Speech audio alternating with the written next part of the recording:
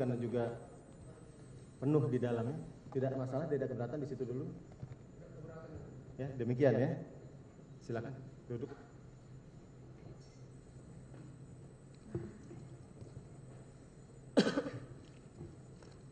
Baik, jadi yang hadir di sini adalah penasihat hukum saudara ya. Segala sesuatunya nanti apabila saudara rasa perlu, silakan untuk berkonsultasi dengan tim penasihat hukum. Tadi saudara nyatakan sudah terima surat dakwaan. Demikian ya, dari tim penasihat hukum juga sudah terima. Namun untuk lebih jelasnya, penuntut umum akan membacakan surat dakwaan. Siap yang mulia. Siap untuk dibacakan? Siap. Demikian. Tapi ya? sebelumnya kami sampaikan untuk surat dakwaan ini mungkin untuk tabel kami tidak bacakan, hanya intinya saja. Kemudian untuk subsidiarnya kami akan langsung ke pasalnya kalau diperkenankan yang mulia. Demikian. Keberatan? Tidak keberatan, Ya? setuju. Karena lumayan tebal ya. Kita juga masih ada berkas perkara lainnya. Ya, setuju. Kalau tidak keberatan tadi yang disampaikan penuntut umum sebagaimana termuat ya, karena sudah terima juga untuk tidak dibacakan. Termasuk juga mungkin bunyi pasal-pasal juga tidak, aturan juga. Untuk subsidiarnya kami tidak akan. Enggak, maksudnya aturan-aturan lainnya yang dalam uraian tidak perlu. Kalau pasal dakwaan tetap dibacakan ya. Demikian ya. Untuk diperhatikan saudara terdakwa Thomas Trikasih Lembong. Silakan dibacakan. Terima kasih atas kesempatan yang mulia. Bismillahirrahmanirrahim. Kejaksaan Negeri Jakarta Pusat untuk keadilan, surat dakwaan nomor register perkara PDS 06-MFT.1-10-2-FT.2-2025. Identitas terdakwa Thomas Trikasih Lembong. Dakwaan primer bahwa terdakwa Thomas Trikasih Lembong sebagai Menteri Perdagangan Republik Indonesia sejak tanggal 12 Agustus 2015 sampai dengan 27 Juli 2016 berdasarkan keputusan Presiden Republik Indonesia nomor 79/P tahun 2015 tentang pergantian beberapa Menteri Kabinet Kerja periode 2014 sampai dengan 2019 tertanggal 12 Agustus 2015. Pada waktu yang tidak dapat dipastikan lagi sejak bulan Agustus tahun 2015 sampai dengan bulan Juli tahun 2016 atau setidak-tidaknya pada waktu lain dalam tahun 2015 sampai dengan tahun 2016 bertempat di kantor Kementerian Perdagangan Republik Indonesia di Jalan MI Ridwan Rais nomor 5 Gambir Kota Jakarta Pusat, kantor PT Perusahaan Perdagangan Indonesia Persero di Jalan Abdul Muiz nomor 8 Petojo Selatan Gambir Kota Jakarta Pusat. Gedung Equity Tower di Sudirman Central Business District, SCBD, Jalan Jenderal Sudirman, Kafling 52-53, nomor lot 9, Senayan, Kecamatan Kebayoran Baru, Kota Jakarta Selatan.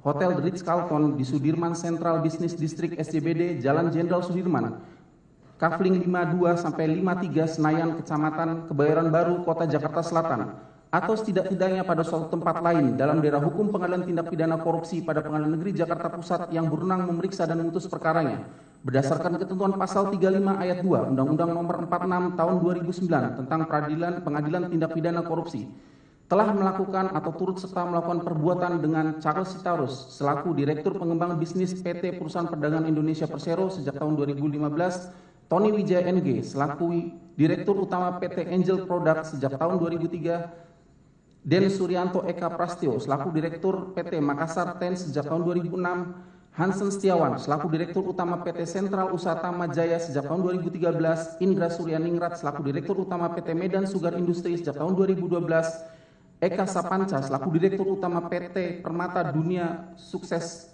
Utama sejak tahun 2015, Wisnu Hendraningrat selaku Presiden Direktur PT Andalan Fumindo sejak tahun 2015, Hendro Giarto Aktio selaku Direktur PT Duta Sugar Industri sejak tahun 2019, Hens Walita Hutamas selaku Direktur Utama PT Berkah Manis Makmur sejak tahun 2010, Ali Sanjaja Budi Darmo selaku Direktur Utama PT Kebun Tebu Mas sejak tahun 2011. Masing-masing dilakukan penuntutan secara terpisah secara melawan hukum, yaitu terdakwa Thomas Trikasih Lembong tanpa didasarkan rapat koordinasi antar kementerian menerbitkan surat pengakuan impor atau persetujuan impor gula kristal mentah periode tahun 2015 sampai dengan periode tahun 2016 kepada Tony Wijaya NG melalui PT Angel Product, Den Suryanto Eka Prastyo melalui PT Makassar Ten, Hansen Setiawan melalui PT Sentra Usaha Tama Jaya, Indra Suryaningrat selaku melalui PT Medan Sugar Industri, Eka Sapanca melalui PT Permata Dunia Sukses Utama, Wisnu Hendraningrat melalui PT Andalan Furnindo Hendro Giarto Atiwo melalui PT Duta Sugar Industri, Hanus Valita Hutama melalui PT Berkah Manis Makmur, Ali Sanjaja Budi Darmo melalui PT Kebun Tebu Mas, dan Ram Krishna Parsat Venskah Murti melalui PT Dharmapala Usaha Sukses.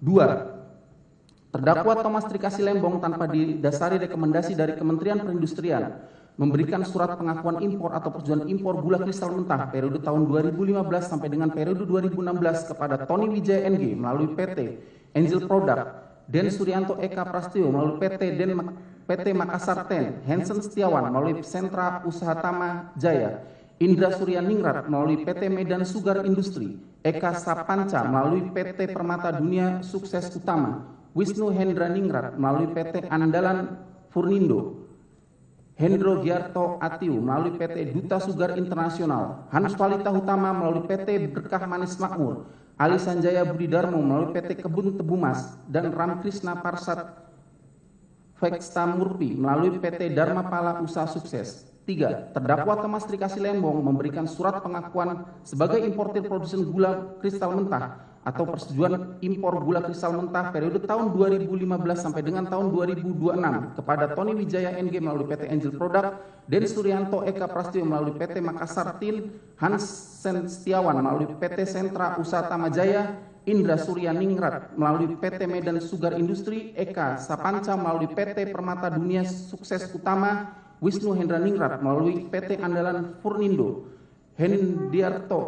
Hendro Giarto Atiu melalui PT Duta Sugar Internasional, Hans Valita Utama melalui PT Berkah Manis Makmur untuk mengimpor gula kristal mentah untuk diolah menjadi gula kristal putih, padahal mengetahui perusahaan tersebut tidak berhak mengolah gula kristal mentah menjadi gula kristal putih karena perusahaan tersebut merupakan perusahaan gula rafinasi. 4. Terdakwa Thomas Trikasi Lembong pada tahun 2015 memberikan surat pengakuan sebagai importir produsen gula kristal mentah kepada Tony Wijaya NG melalui PT Angel Product untuk diolah menjadi gula kristal putih yang dilakukan pada saat produksi dalam negeri gula kristal putih mencukupi dan pemasukan atau realisasi impor gula kristal mentah tersebut terjadi pada musim giling. 5.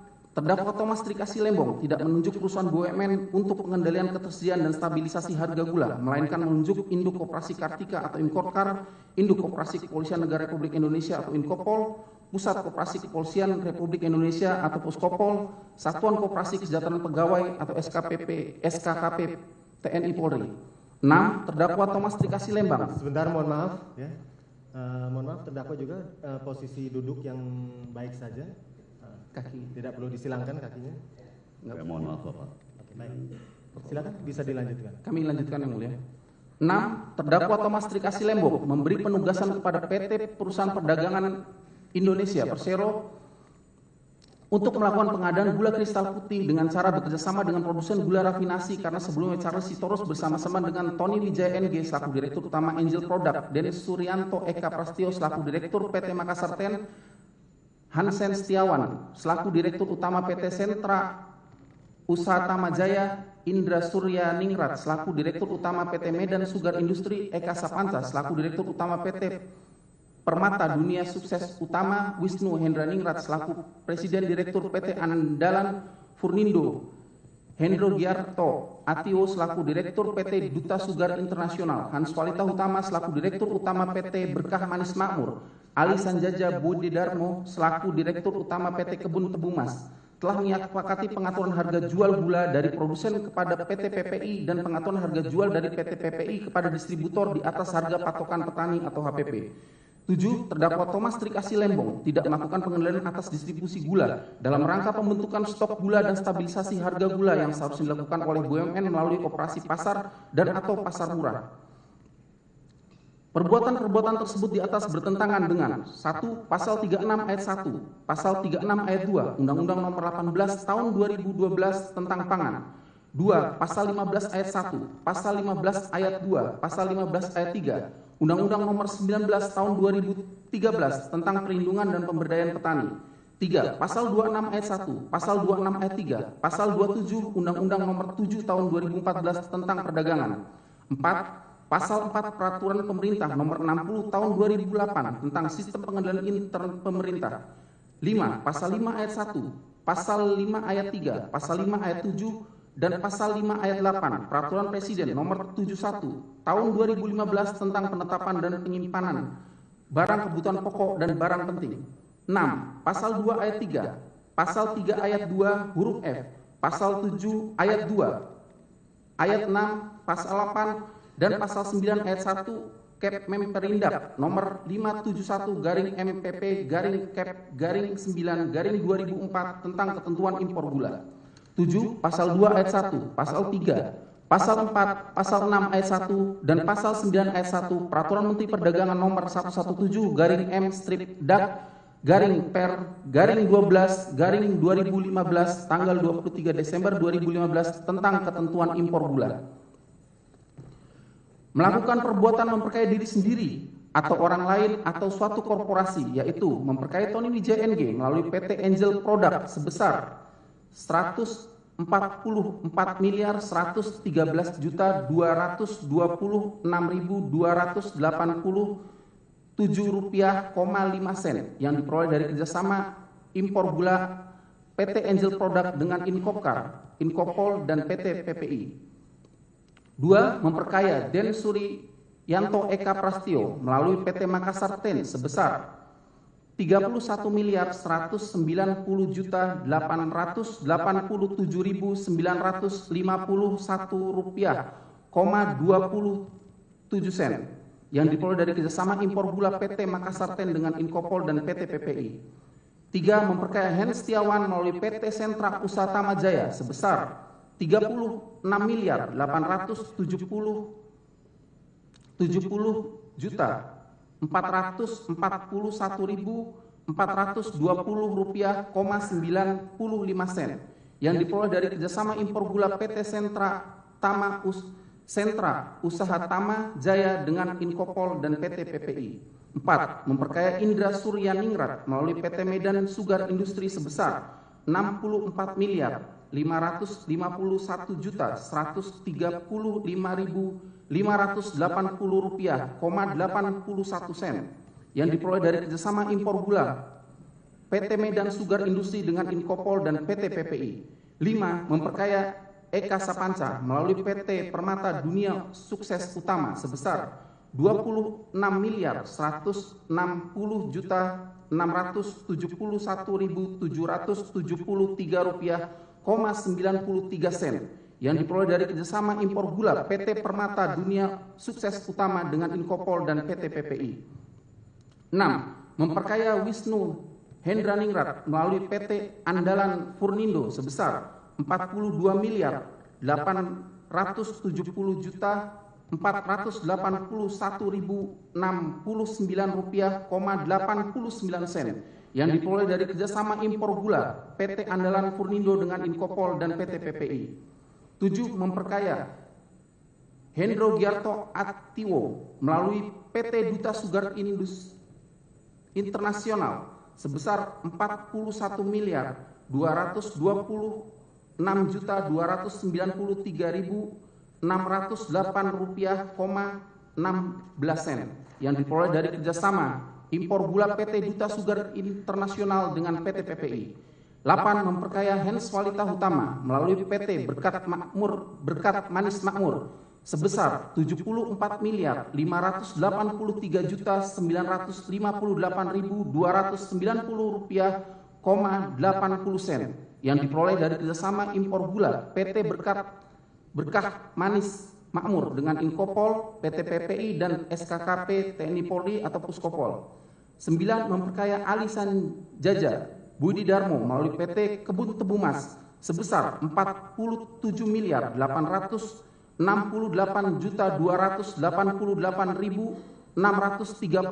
rupiah,27 yang diperoleh dari kerjasama impor gula PT Kebun Tebu Mas dengan PT PPI. 10.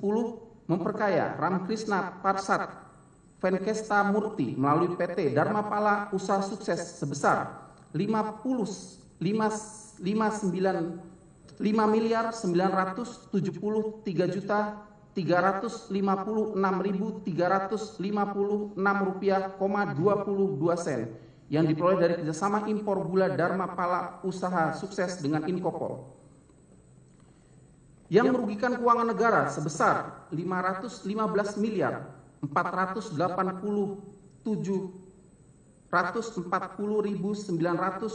rupiah,36 sen yang merupakan bagian dari kerugian keuangan negara sebesar 578 miliar 105